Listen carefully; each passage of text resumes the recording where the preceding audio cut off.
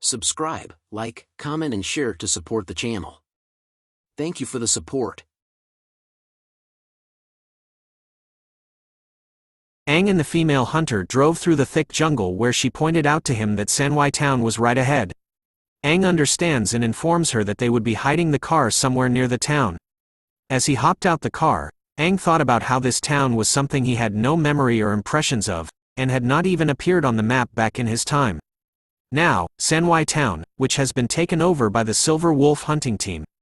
He tells the female hunter that they would walk over there and check out the situation inside the town, but just as he did, a ferocious mouth filled with sharp teeth appears behind Aang, hidden in the darkness of the jungle.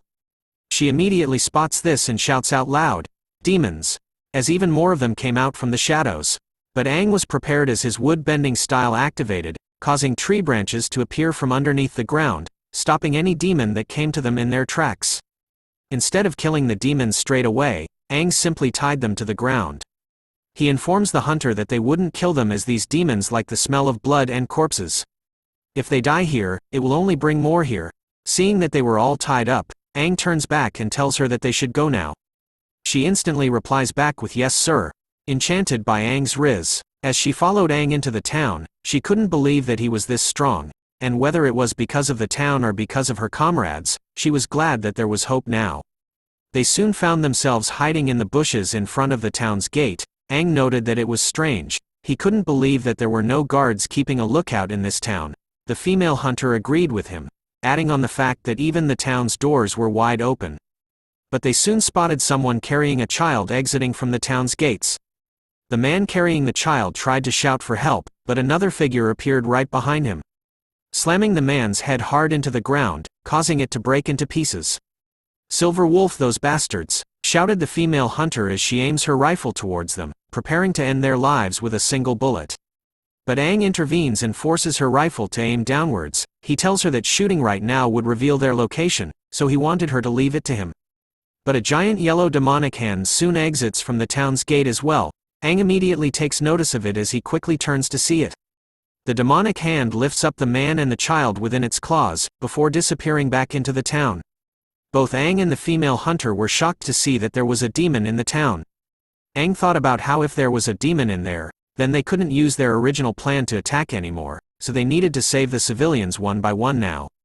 Without any prior notice, Aang disappears from his spot in an instant, before teleporting beside the two Silver Wolf members and knocking them out together at once. The female hunter chases after our boy, shouting at him to wait for her as this was originally her request. But as she sped past the knocked-out Silver Wolf members, she couldn't believe that Aang managed to knock them out. Seeing the bodies of the Silver Wolf members caught her attention, she stopped in her tracks as she wondered what was wrong with them. Their skin was rotten, as if they had died for a couple of days already. Seeing the red flashing light before her eyes, she sees that all those inside the city were all the Silver Wolf members. Aang could be seen cutting and slicing his way through each of the members, with his dagger in hand. He knew that these were all corpses and that they were being controlled by a demon with a unique ability. Since that was the case, there was no need for him to be merciful anymore. Slice, cut, dice, went Aang as he cut through the crowd of zombies. He soon inspects the dead corpses of the Silver Wolf members, noting that they were likely being controlled with the black string-like aura that's been attached to their heads. He also knew that demons like these that have unique abilities always work alone. Looking at the black string-like aura, Aang knew that he had to find the demon based on the auras from these corpses. He tells the female hunter that he was going to save the father and son duo now, and find out if there are others alive in the city along the way. Aang wasted no time at all and dashed across the city in mere moments. As he leaps across the rooftops of each building like Batman, he soon comes across a chapel. Inches away from its door were the black string-like aura which seemed to be gathered together. He knew that this was it. Ka-pow! Went Aang as he kicked the doors right open. But the sight that greeted him shocks our boy. He sees that the father and son duo had been tied up and were most likely dead. In his demonic state, he curses the fact that he was too late in saving them. A single demon stood alone amongst the father and son duo who were hung up on crosses as well as the town's energy cores. The demon began to speak out loud, "Everything in this city belongs to me. Whether it's dead or alive. I was leaving this father and son behind so that we could play a game of cat and mouse. But they wanted to run out of the city, and that crossed the line. "Come," said the demon to Aang. "Let me see who my latest visitor is." This was a triple-finned demon. Its abilities belong to a purple core and has illusion and corpse control skills. Its element was currently unknown. Aang wonders if those were the energy crystals behind it, and sees that there were 3 of them. He knew that the Silver Wolf hunting team took over cities because they wished to snatch their energy crystals, which concluded was why the demon was attracted to this town. But it made him wonder what the demon wants to do with these energy crystals. The demon began to speak once again. "Hi, stranger's face? Ooh, are you a human or a demon?" it asked Aang, but Aang remained silent, only showing a pissed-off demonic face. He sees that it was definitely a rare purple core. Purple core demons have the ability to create illusions. Aang spoke to the demon. "That group of Silver Wolf hunters must have already been killed by you, and even if that Silver Wolf team leader had already broken through to a triple core warrior in front of a corpse-controlling demon like yourself, I presume he had no chance to fight back." Hearing Aang speak about the triple core warrior interests the demon as it strokes its chin, asking Aang if he was talking about this one. The moment it spoke those words, something fast came out from its side. Aang was alarmed to see this fast object coming towards him, as he instantly leapt back in reaction to its sudden attack. Aang could now see that it was the leader of the Silver Wolf hunting team, the triple-finned core warrior. More undead warriors started to emerge from the shadows, like a horror film. The demon had summoned everyone, telling the undead that there was a guest here. Aang could see that it was not only the Silver Wolf hunting team, but also all the warriors in this city. He also knew that there were too many people. The demon laughs mockingly as it tells Aang, "Welcome to my party." As the undead horde was unleashed upon Aang, who stood alone against them, he thought about how his opponent was a triple-finned demon and that he was still in his double-finned form. If this demon was a regular triple-finned demon, then he might have had even more of a problem. But he considered it lucky that it was a purple core demon, as it was not experienced with fighting battles. Instead, it was more experienced with using its illusions to control the direction of battle. Aang started off with his firebending style and covered his fist in flames. Using the power of fire, he sends flames spiraling all around his body, covering and hitting the zombie warriors that came close to him. As the zombie warriors collapsed onto the ground while covered in flames, the demon questioned the fact that Aang didn't look like a regular human. But Aang had already decided on something, and that was the fact that he used his fire to burn all of their bodies. The demon was pissed off by his actions as it talked about how these treasures were so hard to collect. Hearing those words angers Aang as he tells the demon that although this might be a little disrespectful to the warriors, in contrast to letting them be controlled by the demon, having their corpses burnt is the best ending for them. With another massive and powerful leap forward, Aang appears right in front of the demonic bitch, his dagger raised high and ready to cut the little shit. Without any bodies to control, Aang knew that its strength in battle had dropped significantly. His endless strikes with the dagger had finally given him the chance to land a final strike on its core. But Aang stops himself just barely as his dagger was inches away from the son's corpse. Aang sees this just as the demon hid itself behind the child's body while giggling. Seeing that Aang was hesitating, provided a chance for the demon to counterattack as it landed a powerful blow onto our boy. But before it could land a second strike, Aang turns into water to escape from its clutches. Backing away from the demon, Aang could feel the damage to his abdomen but was lucky that he managed to avoid a serious injury with the use of the water-type elemental powers. With its leg transformed into a sharp blade, the demon shouted out to Aang that it didn't just know how to control others, but that it also had the sharp gold element as well.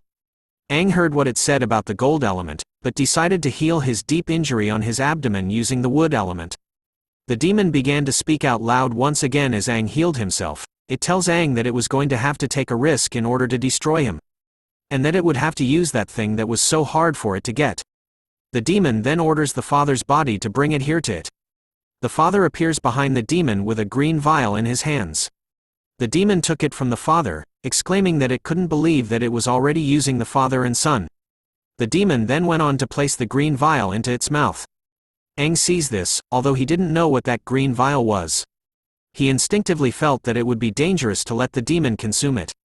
So without fully healing, he grit his teeth against the pain and rushed forward to interrupt it.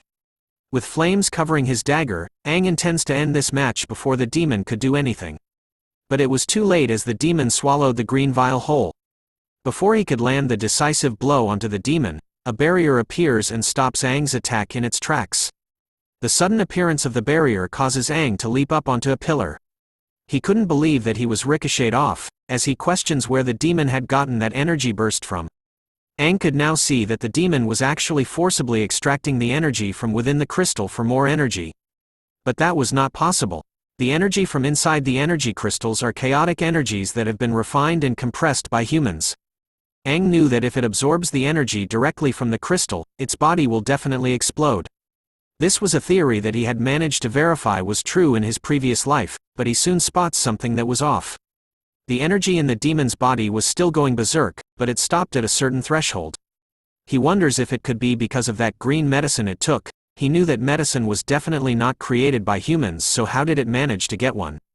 But as he thought about it, the demon started to stutter, slowly shouting the word, "Evolve." As its body started to crack. Soon enough, a bright pillar of light appears from where the demon stood. Aang was shocked that the demon actually used the energy inside the crystal to forcibly evolve. Mamma mia, comment below if you would smash this demon if you know what I'm saying. The demon had transformed into a quadruple-finned demon. Its abilities were still purple core and illusion. Its element was gold. Seeing the appearance of the quadruple-finned demon, Aang knew that he was in trouble. The demon started to raise its hand with purple orbs of light surrounding it. It spoke out loud, "Is this how being a quadruple-finned demon feels?" It wonders, before telling the purple orbs to go, which sends them flying towards Aang, who was alarmed to see that the purple orbs were actually made of gold. But the attack doesn't stop there, as the demon said its skill, sharpened gold wind nails. Aang couldn't believe that the demon already had the skill ability of a quadruple-finned demon, as purple spikes appeared in the holes of the golden orbs. Aang immediately casted himself into a ball of wood to defend against the spikes, like that scene in Avatar: The Last Airbender. But the demon wasn't going to wait for our boy to come out from his shell. It kicked Aang straight out of the wooden ball he made, telling Aang that it wasn't good to keep hiding. The kick sends Aang flying straight onto the podium, where he crashed heavily. The smoke clears to reveal Aang posing seductively, as if he was on the cover of Vogue magazine. The demon soon lands on top of him, causing him to grunt in pain. I'm sure you can see it now. With each evolution to the next fin, there's a great gap between each fin that you can't bridge across. This is where you end, said the demon to Aang. As it transforms its claw into a sharp blade, the demon tells Aang that it likes him, and is going to take him in as one of its collectibles. But as a corpse, of course. Its blade soon comes to a stop just inches away from Aang's face as he lies still. 3 portals started to appear from behind the demon, which caused it to stop its attack on Aang. Aang couldn't believe that the space around the air was twisting. The purple portals soon surrounded the demon on all sides. "Hey," said a voice just as a hand appears from out the portal and places itself onto the demon's head, much to its shock. A new demonic mommy appears out from the portal. She tells the demon that they couldn't let a small side character like it get in the way of all their plans. The demon seems to recognize who this new mommy of ours is as it stutters to say her name, but before the demon could finish its sentence, "Demonic mommy," said Compress. The head of the demon soon wrapped itself, and its body soon followed the same fate as the demon's entire being looked like it was sucked into a black hole. In an instant, the demon was gone, leaving only Aang and our new demonic mommy. She soon steps out from her portals as the quadruple-finned demon was now dead. She looks down on our boy, telling him that they couldn't trust those trash humans. Now can we? All hail the new demon queen, everyone. Aang stares at the demon queen, knowing that she was an octuple-finned demon who had an immense pressure. It was just like the red demon king inside his body. The familiar feeling made Aang realize that this demon was the other octuple-finned demon from his past. The demon queen tells Aang that if she had left things like this, they would never know when the crimson-finned king will wake, and that Aang couldn't even beat a quadruple-finned demon. She mocks the humans for being a truly inferior species. Those words angered Aang as he asked her about what she just said. But she ignores his words, as she knew that Aang was supposed to be the strongest of all humanity but was still evolving at such a slow rate. "Arise," she said as she lifted Aang's body against his will. She tells him to just be a good boy and evolve into a quadruple-finned demon for her. She then proceeds to slam the purple demon core straight into our boy's chest. The action causes Aang to drop onto his knees. He couldn't believe that she had just stuffed the quadruple-finned demon's demonic core directly into his chest. But he thought about what would happen if he skips the triple-finned evolution stage, but his thoughts were cut short as a tremendous feeling of pain overcame all his senses. He screams out in pain, shouting at the Demon Queen that he was going to explode and that his chest couldn't take it anymore. He continues to tell her that the power inside the quadruple-finned demon's core was too much for him. "You stupid bitch. Our boy has balls." The Demon Queen looks at Aang with an unimpressed expression on her face. She couldn't believe that he was really this weak, to the point where he was unable to absorb the strength of a quadruple-finned demon's core. Aang continues to shout at her that he couldn't take it anymore, and that his body won't be able to tolerate it. As light started to pour out from the cracks across his entire body, he tells the Demon Queen to think of a way to help him. The Demon Queen finally steps in and casts the octagon spatial lock. She tells Aang that she had locked down the space around him, and that he better survive this. But Aang's body was still expanding as more cracks and light started to burst out. He even curses out loud as he screams in pain. We now turn to the Big Daddy Demon, who finally opens his eyes. He tells the Demon Queen that she had disturbed his rest. The Demon Queen soon transformed into a lovesick teenage girl as she heard the Crimson-Finned Demon King's voice. Aang's body began to shrink and heal itself over the regeneration power. Blood flowed from his eyes as the Crimson-Finned King took over. He looks at the Demon Queen, asking her if she had forgotten what he had instructed her on before. Obsidian-Finned King? His crimson claw soon breaks out from her spatial lock, much to the Obsidian-Finned King's surprise. The Crimson-Finned King has appeared, T-posing straight away from his slumber. He tells her that she shouldn't have gotten in the way of Aang's evolution. The Obsidian-Finned King trembled as she called out to Crimson before running into his arms to hug him. Damn, our man has a side chick. The two Demon Kings embraced one another while standing in the light of the church, ironically surrounded by crosses.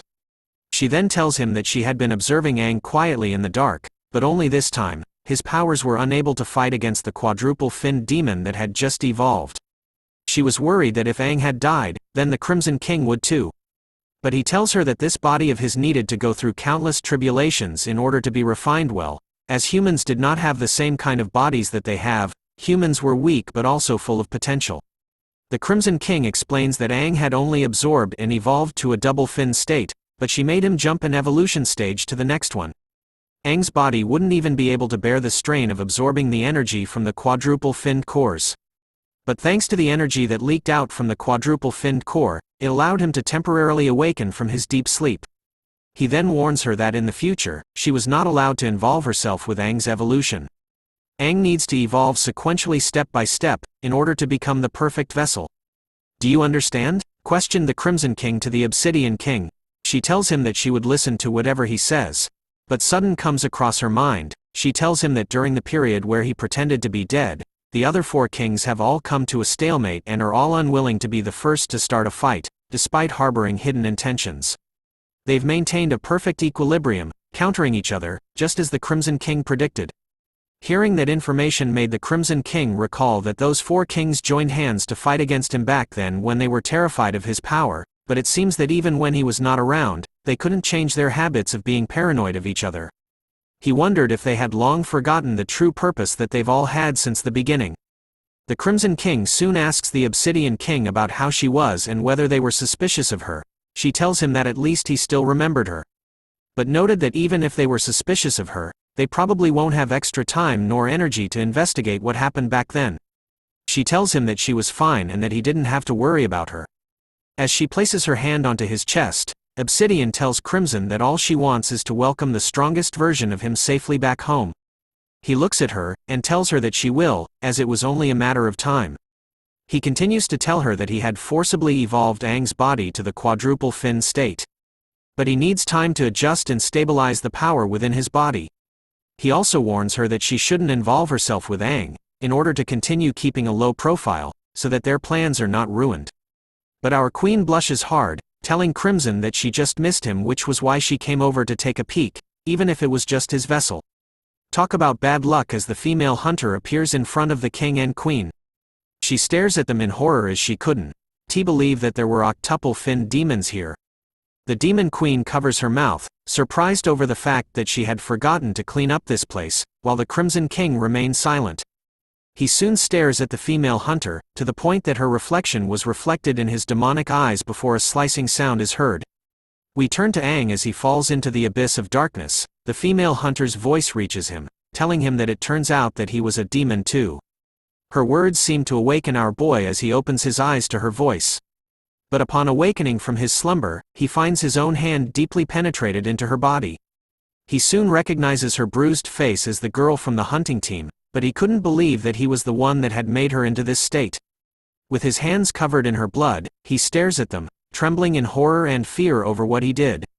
He bites his lips hard to the point that they bled. He lets out a fierce and hurtful roar that unleashed a red demonic aura. That powerful cry for help was strong enough to be seen far away from the town where he stood. Once again, Aang had evolved and reached a higher state. He was now a quadruple-finned demon whose form evolution was complete. Thanks for watching the latest part from the voice of Manhwa. Subscribe for more content and don't forget to comment below what you want to see in the future. Like and share for more.